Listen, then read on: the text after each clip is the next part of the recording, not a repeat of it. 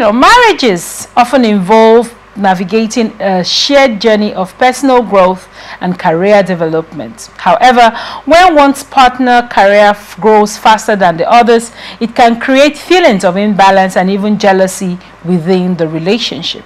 For instance, if one partner secures a promotion, gains financial independence, or achieves a major milestone, the other one might feel left behind, especially if their own career is stagnant or struggling.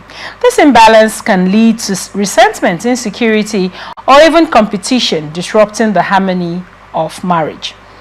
Now, how can couples foster mutual encouragement when one partner experiences more rapid career advancement than the other? Mr. Kolawole, what measures do you think can be taken that, when one partner experiences career advancement far more than the other partner, how do you think they can mitigate this to make their marriage work? All right. That's an interesting question. And I like to believe I can answer from my own purview. Sure. From my own personality as a person. Yes. And I feel like when your partner is, excelling more, I would use that word, excelling more, I feel like it's a win for both parties, right? When two people are together, are married, now I'm not even saying they are seeing each other, when you have agreed for better and for worse and you're married, you guys are one, right? And when someone wins, it should be a win for the other person. Right. So I feel like if my partner is winning, I would definitely celebrate with my partner, regardless of if I'm not doing as better as she is. I mean, I don't see any other way. Now, given that people are differently, right? People are different, and everybody comes from different backgrounds. Some people are rather competitive, where they want to do more, and their partners, and as regards the African idea of gender classism, which is a thing, as it were, that for many people, for many households, some men would want to be the head, as God has commanded, the head both in finances, the head of the home, both as regards, controlling events that happen in their families and all of those, right? Do you think there are ways to celebrate individual successes without making the other partner feel terrible? Do you think there are ways where a partner would celebrate the other partner without making them feel, inadequate, as it were? I don't think there is a way to celebrate. I think the only thing I would say is, if, for example, if my partner gets a job promotion with amazing benefits and she tells me about it, I mean, we could pop a bottle of champagne over it, we could pray and thank God for that win. That's the kind of celebration I think marriages should have. Not so for marriages that lack that, why do you think they lack that? Why do you think they lack this factor or this angle you're coming from, as regards, I want to be the head, you're earning more? Some people go ahead to, look for a way to ruin it for the other person, as regards, some people would say, leave the job, this job is taking all of your time. You understand where I'm coming from? Now, how do that thought pattern, right? How can one already in a similar situation just now, how do you think they can navigate through it without their spouse feeling inadequate? Okay, first, I would say I disagree with you. I mean, I'm aware some marriages experience this, where they feel, some men feel like if the woman is earning more or doing better, she might become the man of the house, in quotes. And then again, I also feel there can be balance, right? Okay. If your wife is making good money, good pay, I feel it's a win to the family. I don't want to feel it's a disadvantage or an handicapped situation where the man has to feel a type of way or has to feel sad. You could feel happy for her. I mean, you can also be better. And we and I both know the African society has always been, the man has to be the head and all of that. But telling your wife to leave a job or not take a particular offer just to make yourself feel good, and when I mean feel good in your states, for example, you are not making so much yourself, but I just feel it's a negative mentality in the African society. So for a man that feels this type of way, I feel you just need to tell yourself, we are together. I'm not even saying, I'm sure you have seen some cases where the man will not start demanding that, okay, you have to be giving The lady salary. takes higher share of responsibilities in the marriage. Exactly, or you have to be doing more, or you have to be paying me part of your salary to take care of some bills. That doesn't have to come in place. I mean, if it's a situation where the family is not doing so fine, I expect that the woman too should be able to help. Just like I said, being one, just when we say a man is the head, a woman is the helper, women too shouldn't also feel defensively aggressive when they start making more.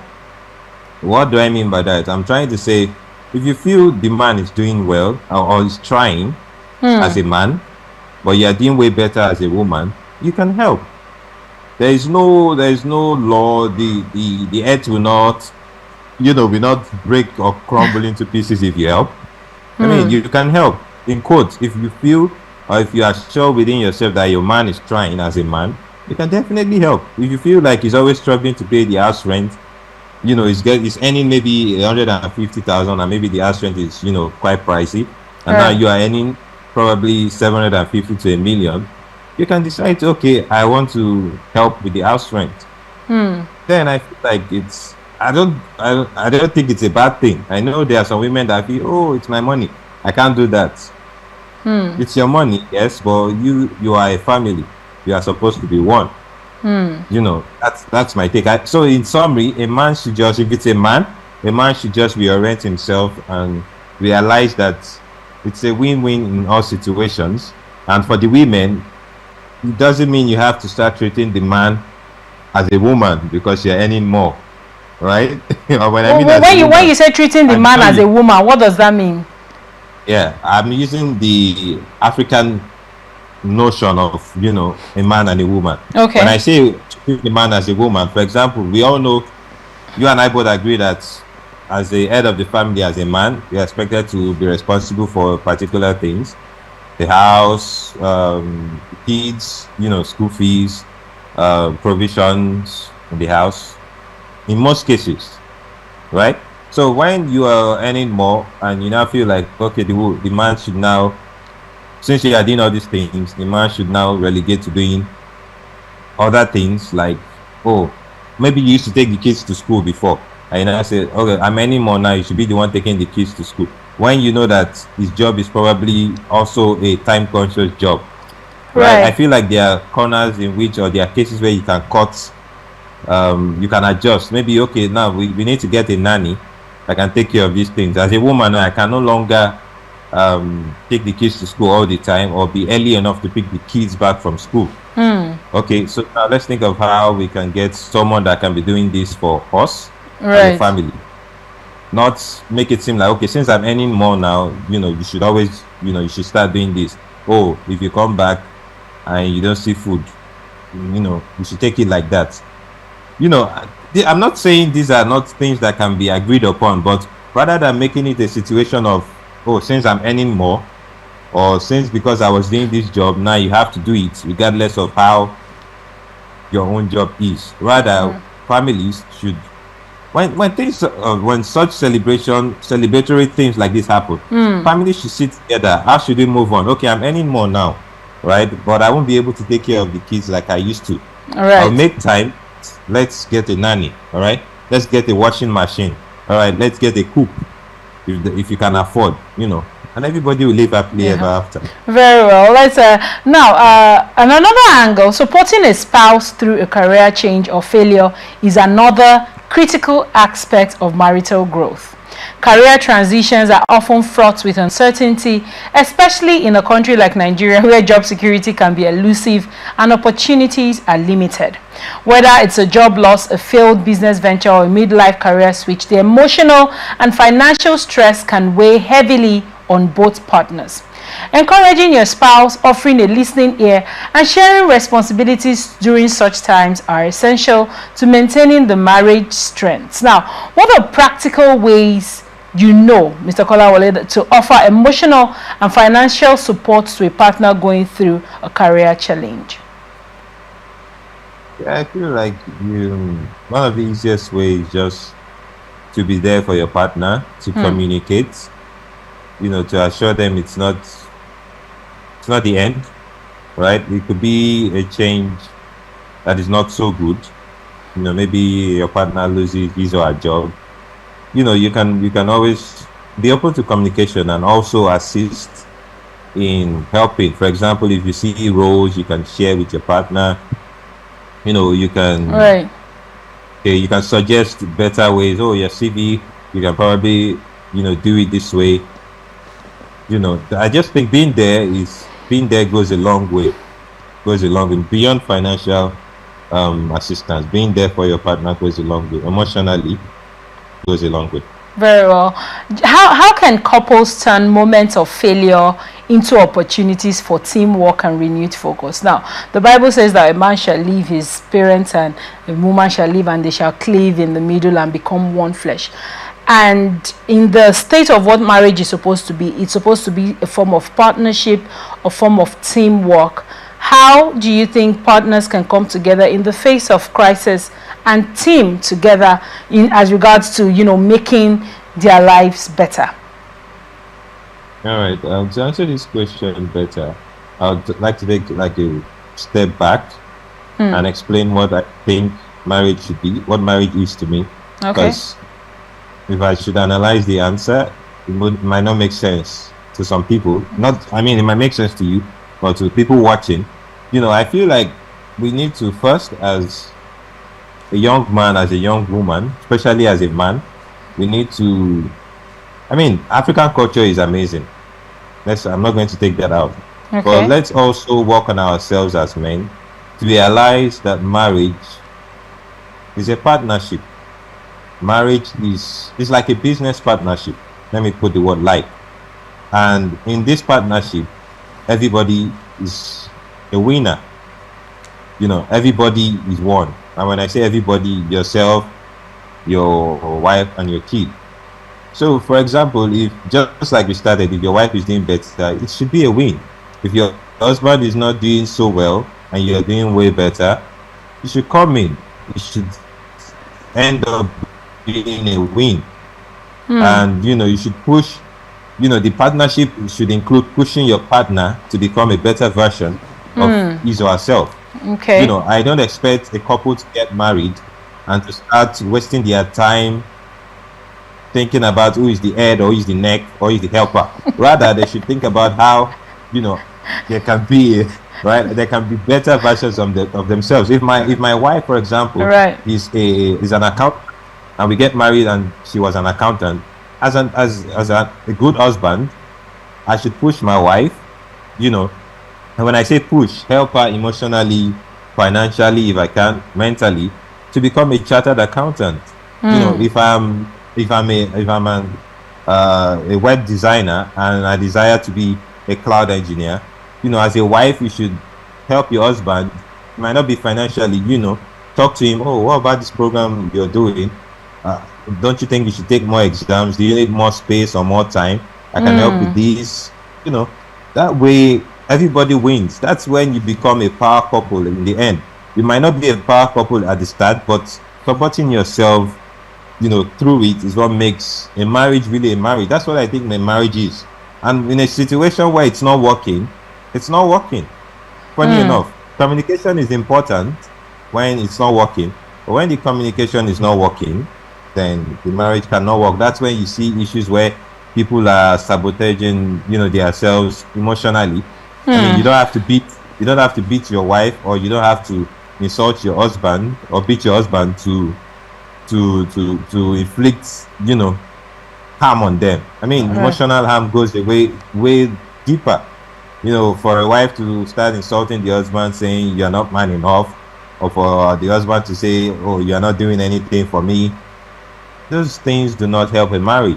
All right. You understand? When you see it as a partnership from the onset, I believe it's going to work in the long run. Very well, thank you. So in Nigeria's bustling cities, juggling demanding jobs and marriage is a reality for many couples. Long hours, heavy traffic, and work pressures leave little time for meaningful connection. It's not uncommon for couples to feel like they are drifting apart as work consumes most of their energy and focus. Maintaining a work-life balance in this context requires intentional efforts such as setting aside quality time, managing stress effectively, and being present for each other despite tight schedules. Now, Mr. Kolawole, what are some strategies couple should use to ensure their marriage doesn't take a back seat to their careers? Okay, that's an interesting and tricky question, right? Because as you and I both know, some marriages have been affected by this scenario you painted. All right. Work-life balance, and some jobs are very demanding.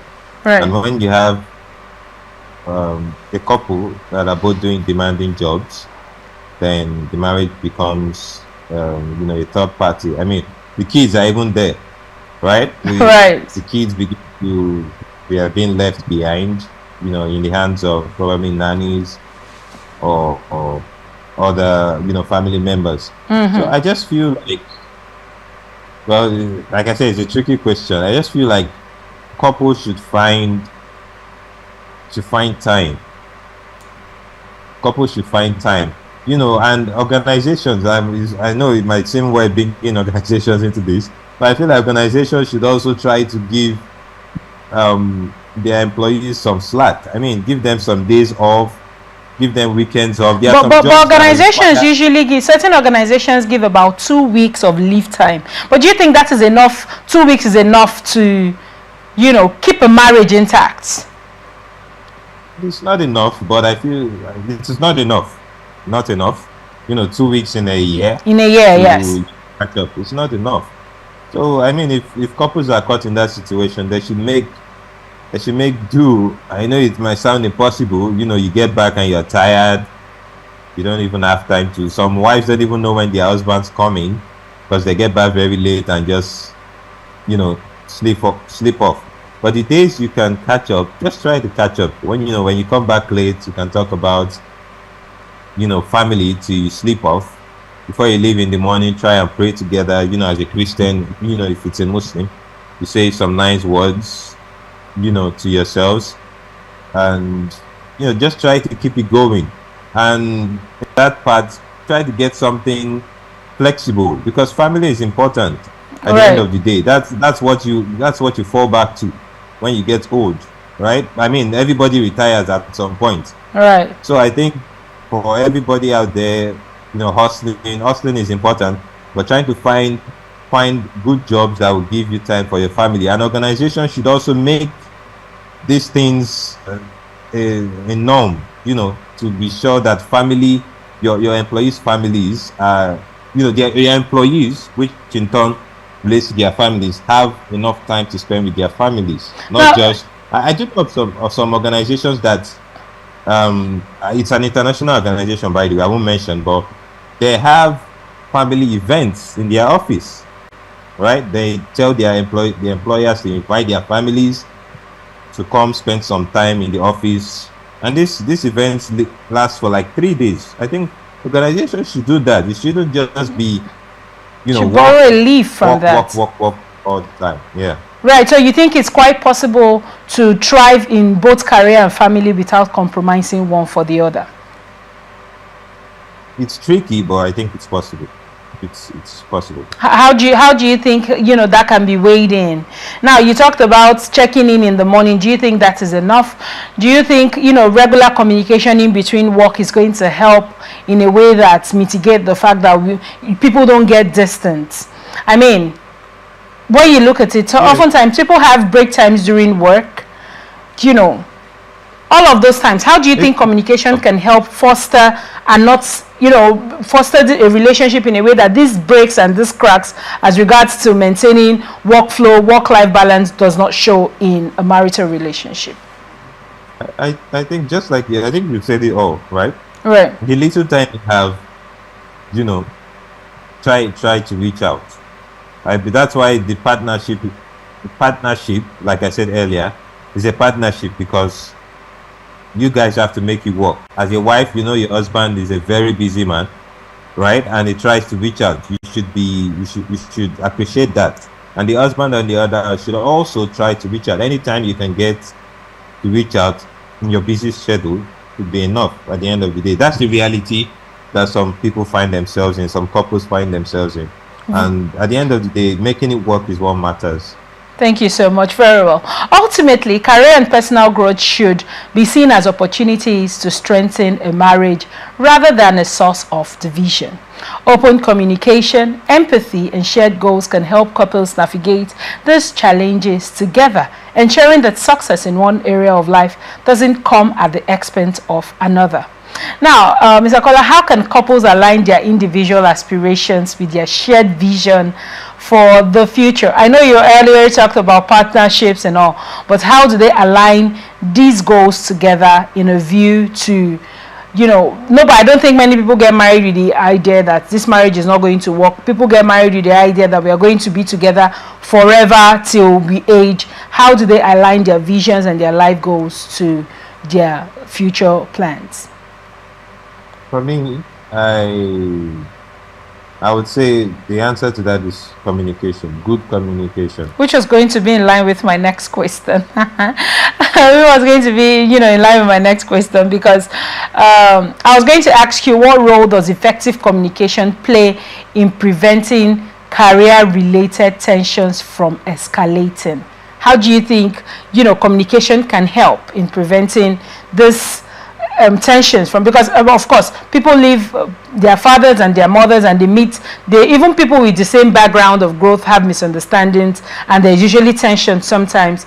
How do you think communication can play in a way that this does not escalate in a marriage? Yeah, like I was saying, just like you have also butchered, leading to the next question, effective communication, I think that does 80% of the job in a marriage. And communication is not just about speaking, right? It's also about listening. Right. So effective communication is only complete when one party is speaking and the other party is listening. It could be the man, it could be the woman. So it's both ways.